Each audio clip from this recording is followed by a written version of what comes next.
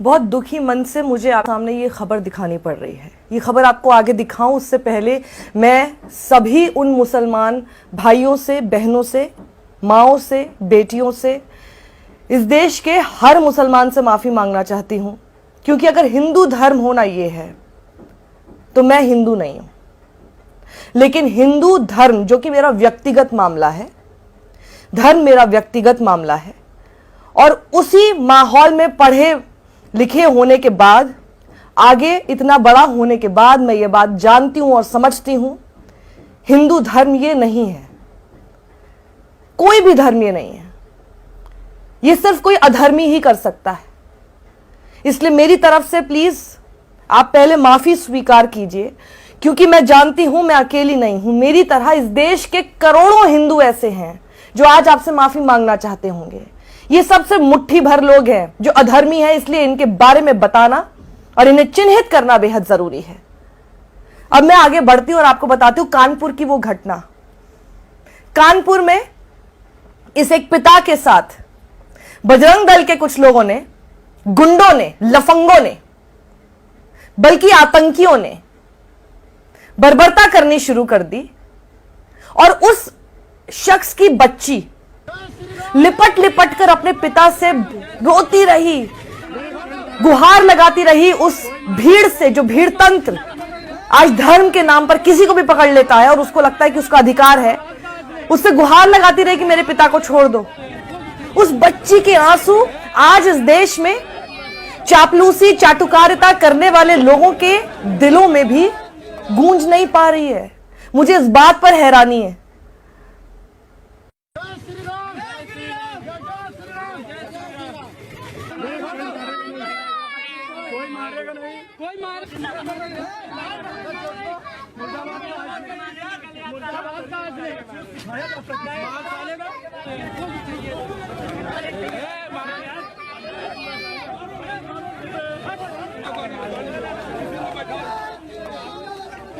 एक new normal बना दिया गया है, और उसके बाद जब आप ऐसे ढोंगियों से पूछेंगे तो कहेंगे तो कुछ लोग हैं जो कर रहे हैं, तो कुछ लोग हैं तो आपका धर्म भी तो बर्बाद कर रहे हैं और बदनाम कर रहे हैं, तो क्यों नहीं बोलते हो? किसी को भी आप पकड़ लेंगे, जानबूझकर किया जाता है, जानबूझकर किसी दाढ़ी टोपी वाले मुसलमान को पकड़ा जाता है ताकि वीडियो बना के ये सब लोगों में दिखाया जा सके। एक शख्स को पकड़ के, एक शख्स को दिखा के सब लोगों के अंदर ये मैसेज देने की कोशिश की जा सके कि देखिए तुम्हारे साथ हम ये करेंगे।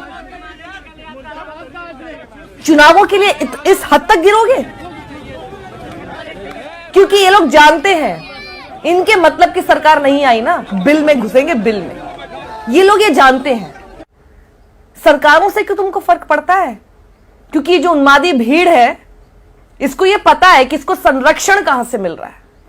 अब जरा ये तस्वीर एक बार फिर देखिए, बार बार देखिए, जब तक ये आपको अंदर तक हिला ना देना तब तक देखिएगा इसको, क्योंकि जब तक ये आपको अंदर तक हिला नहीं देगी ना, उतना समय आपको इंसान बनने में लग रहा है।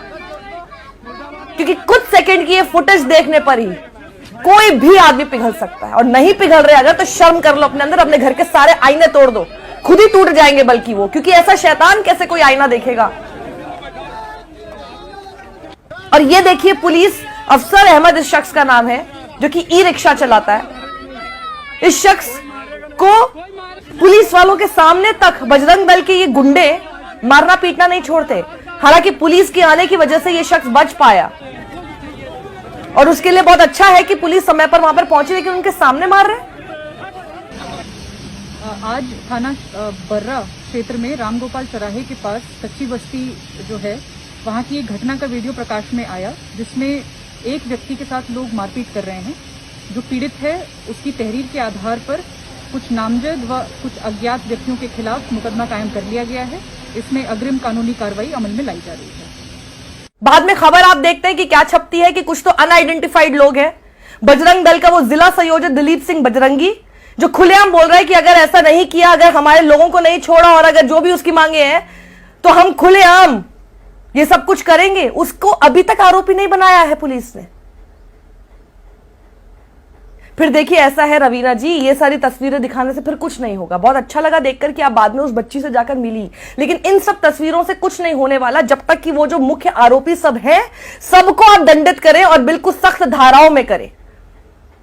क्योंकि मैं पिछले कुछ सालों से जिस तरह का देश देख रही हूं और खास तौर पर उत्तर प्रदेश देख रही हूं, मुझे यह बात पता है कि अगर अफसर अहमद का नाम अफसर अहमद ना होके अखिल होता और जिन्होंने यह हरकत की वो बजरंग दल के और कोई हिंदूवादी संगठन के या हिंदू नहीं होते और उनका नाम अफसर अहमद होता, अभी तक आप यूएपीए लगा चुके होते। बुरा लग सकता है आपको मेरी ये बात का, लेकिन ये मेरी कई सारे साक्ष्यों के साथ मैं बोल रही हूं। मैं चाहती हूं कि आप मुझे गलत साबित करें यूपी पुलिस में, सच में चाहती हूं, क्योंकि कुछ भी हो जाना, कितना भी बोल ले, कहीं ना कहीं एक आस रहती है कि शायद यूपी पुलिस के अंदर भी कोई तो एक ऐसा जवान होगा, कोई तो एक ऐसा अफसर होगा, कोई तो एक ऐसी महिला कर्मी होगी जिसके अंदर दिल हो या जिसको अपनी ली हुई शपथ ही याद आ जाए कि नहीं, मैं ये सब करने के लिए थोड़ी ना आईपीएस बनी थी या बना था। क्या आप लोग सब ये सब करने के लिए इतनी पढ़ाई लिखाई करके आप लोग आईपीएस ऑफिसर बनते? देन थैंक गॉड कि कई लोग क्लियर ही नहीं कर पाते। बहुत अच्छा है, क्योंकि जाकर अगर यही काम करना है, जाकर अगर इसी तरह के ब्यूरोक्रेट्स आईएएस ऑफिसर्स बनना है या आईपीएस ऑफिसर्स बनना है जो कि सिर्फ सरकार कुछ भी बोले, ऐसे लफंगे लोग कुछ भी करें, आपको उनको संरक्षण देना है, तो प्लीज एक बार जरा लुक बैक कीजिए, रीलुक कीजिए अपने करियर पर। आप क्या कर रहे हैं? नींद आती है? नींद आ पाएगी? उस बच्ची की चीखें तो वो वीडियो एक बार सुनने के बाद मेरे कान में गूंज रही है, आपके कान में क्यों नहीं गूंजती? योगी आदित्यनाथ, मेरी अपील आपसे है, क्योंकि मेरे पास और कोई चारा नहीं है, आप सूबे के मुख्यमंत्री हैं, तो मैं कितना भी आपसे उम्मीद ना लगाऊं, उसके बावजूद मुझे आपसे उम्मीद लगानी पड़ती है कि शायद एक दिन आएगा जब आपको लगेगा कि नहीं, आप तो पूरे सूबे के मुख्यमंत्री हैं। हर किसी को बचाना, किसी मासूम के ऊपर जुल्म होने से बचाना आपका कर्तव्य है। व्यक्तिगत रूप से आप कोई धर्म का पालन कीजिए, व्यक्तिगत रूप से आप किसी का भी सम्मान कीजिए और किसी का भी अपमान करते रहिए, लेकिन जब आप सूबे के मुख्यमंत्री हैं, जो आप बन चुके और आपको बने हुए अब तो पूरा आपका टर्म पूरा होने वाला है, अब तक तो आपको समझ में आ जाना चाहिए था ना योगी आदित्यनाथ जी कि मुख्यमंत्री बनना होता क्या है। With great power comes great responsibility. अपनी पावर की रिस्पॉन्सिबिलिटी तो लेना सीखिए आप। विपक्ष में रह के या सिर्फ सांसद बने रह के इतना फर्क नहीं पड़ेगा जितना कि आप जब मुख्यमंत्री बनते हैं, आप सभी लोगों के मुख्यमंत्री हैं योगी आदित्यनाथ। आप मुझे ना पसंद करें तब भी आप मेरे मुख्यमंत्री हैं और मैं आप ही से अपील करूंगी। आप सुने या ना सुने, मैं आप ही से अपील करूंगी, क्योंकि मुझे उम्मीद है एक दिन मेरा मुख्यमंत्री ये सोचेगा अपने आप में कि क्या मैं वाकई मुख्यमंत्री बनने का काम कर रहा हूं। आपकी जगह कोई और होता, मैं उसको भी याद दिलाती, कोई और होगा मैं उनको भी याद दिलाऊंगी, और दोबारा आप बन जाएंगे तो भी आपको हमेशा याद दिलाती रहूंगी मैं योगी आदित्यनाथ। ये नहीं है, आपका और मेरा धर्म एक ही है। हमारे धर्म ने ये कब से सिखा दिया योगी जी? आप तो इतने साल आप तो मठ में रहे हैं, आप बता दीजिए किस भगवान के सामने जब आप मंदिर में जाकर पूजा करते तो हमारा भगवान हमें कहता है कि जाओ जाके जो मासूम है उनकी जाके पिटाई करो, उनके ऊपर अत्याचार करो। आप मुझे कहीं एक जगह पर देख के बता दीजिए योगी जी। आप बता देंगे तो मैं आपसे माफी मांग लूंगी। अपने धर्म की रक्षा करना कतई ये नहीं हो गया कि दूसरे धर्म में ढूंढ ढूंढ के मासूमों को पकड़ो, क्योंकि ये पूरा केस आप ही की पुलिस ने खुद बताया है कि ये पूरा केस वो है ही नहीं जो कि बजरंग दल इसको दिखा रहा है। पुलिस ने जो मामला दर्ज किया है वो ये किया है कि अफसर अहमद और उनकी वो जो उनकी बहन है और उनके जो हिंदू पड़ोसी हैं उनके बीच में पहले से ही वाद विवाद चलता आ रहा है, जिसको लेकर दोनों ही पक्ष पहले भी पुलिस कंप्लेंट कर चुके हैं। लेकिन आजकल आपके राज में ना योगी जी, इन सब लोगों ने, जो बजरंग दल हो या आप ही की हिंदू युवा वाहिनी हो, जो भी ये सारे हिंदुत्व संगठन घूमते हैं, इन लोगों ने एक क्राइटेरिया बना लिया है कि जब भी कभी कुछ भी हो, किसी के साथ आपसी रंजिश भी हो, लेकिन अगर सामने वाला दूसरे धर्म का निकल गया तो उसके अंदर अपना कन्वर्जन का मुद्दा घुसा दीजिए। ऐसे आप लॉ एंड ऑर्डर संभालेंगे कि किसी एक धर्म को खुली छूट होगी कानून को अपने हाथ में लेते रहने के लिए? ये नया बना दिया गया है।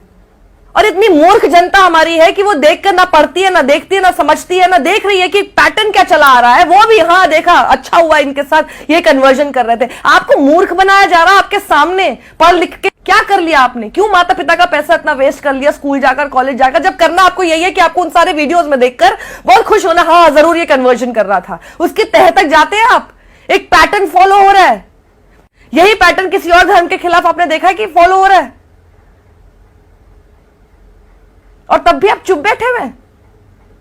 और आपको लगता है प्रभु श्री राम वास करेंगे आपके घर में? कितने मंदिर बना लो ना, नहीं करेंगे। कितने मंदिर बना लो। मुझे तो बल्कि आश्चर्य इस बात पर है, और मुझे तो बल्कि ऐसा लगता है कि हो सकता है श्री राम कब के इस देश से ही जा चुके हो, उन्हें नहीं रहना इस माहौल में। ना श्री राम ये है, ना श्री हनुमान ये है, ना श्री कृष्ण जिन्होंने आपको भगवत गीता का जो पाठ पढ़ाया था वो ये है।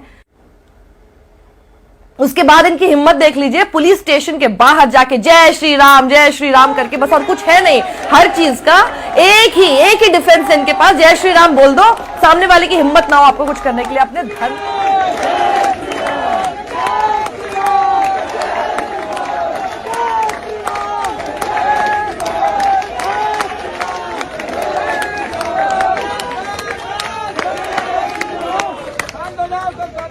अपने धर्म को अपनी गंदी घटिया हरकतों का हथियार बना के घूम रहे हो। हमारे धर्म को, हमारे भगवान को अपराधियों को बचाने के लिए इस्तेमाल करते हो। जय श्री राम बोलोगे? किस हक से जय श्री राम बोल रहे हो? खबरदार जो बोला।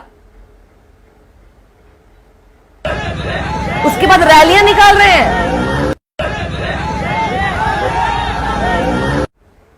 कोई काम नहीं है तुम लोगों के पास? घर में बैठ के थोड़ा पूजा पाठ भजन ही कर लो इस उम्र में, जो अपराधियों को बचाने निकले हो। पर पूजा पाठ करने से ना कोई फायदा नहीं होगा जब हरकतें ये करनी है तो।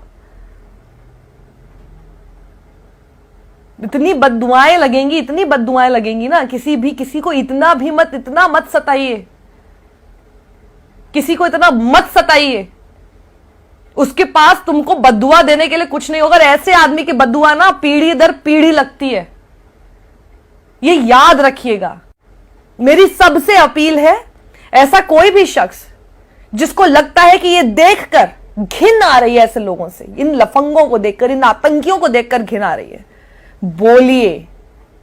चुप रहने से कुछ नहीं होगा, क्योंकि जितना आप चुप रहेंगे उतना आप ऐसे माहौल को न्यू नॉर्मल बना देंगे।